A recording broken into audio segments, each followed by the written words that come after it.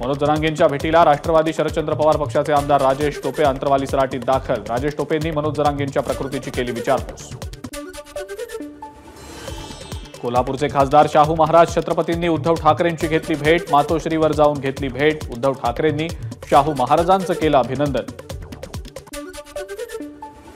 पुणे राष्ट्रवादी काँग्रेसच्या वतीनं सुनेत्रा पवारांना राज्यसभेवर पाठवण्याचा प्रस्ताव। पुणे शहराध्यक्ष दीपक मानकर आणि पदाधिकाऱ्यांकडून एकमतानं ठराव मंजूर। रक्षा खडसे तिसऱ्यांदा खासदार झाल्यानं त्यांना अनुभव, त्यामुळे देशाचा आणि राज्याचा विकास करताना ते आपल्या परिसराचा सुद्धा विकास करतील, मंत्री गुलाबराव पाटलांना विश्वास। नीट परीक्षेतल्या गोंधळाच्या विरोधात कोल्हापुरातही अभाविपची निदर्शनं। जिल्हाधिकारी कार्यालयासमोर एकत्र येत नीट परीक्षा घेणाऱ्या एनटीए एजन्सीच्या चौकशीची मागणी। नीट यूजी परीक्षा परत घेऊन विद्यार्थ्यांचं नुकसान टाळावं, धाराशिवमधल्या विद्यार्थ्यांची जिल्हाधिकाऱ्यांकडे निवेदनाद्वारे मागणी। महाडमध्ये आनंदराज आंबेडकरांकडनं मनुस्मृतीचं दहन। मनुस्मृतीचे श्लोक राज्य सरकारनं अभ्यासक्रमात लागू केल्यानं मनुस्मृतीचं दहन केल्याची आनंदराज आंबेडकरांची प्रतिक्रिया।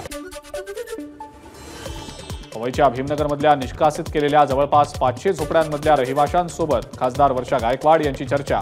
कुणाच्या सांगण्यावरनं पालिकेनं ही कारवाई केली, वर्षा गायकवाड यांचा सवाल।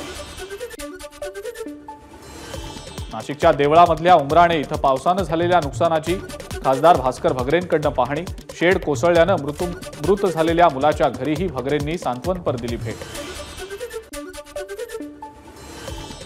उत्तर प्रदेशचे मुख्यमंत्री योगी आदित्यनाथ आज दिल्लीमध्ये केंद्रीय मंत्री अमित शहा, राजनाथ सिंग आणि नितीन गडकरींची घेतली भेट। केंद्रीय मंत्रिपदाची शपथ घेतल्याबद्दल केलं अभिनंदन।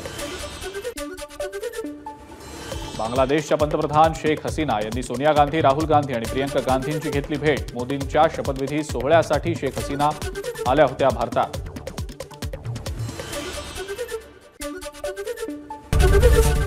एबीपी माझा, उघडा डोळे बघा नीट।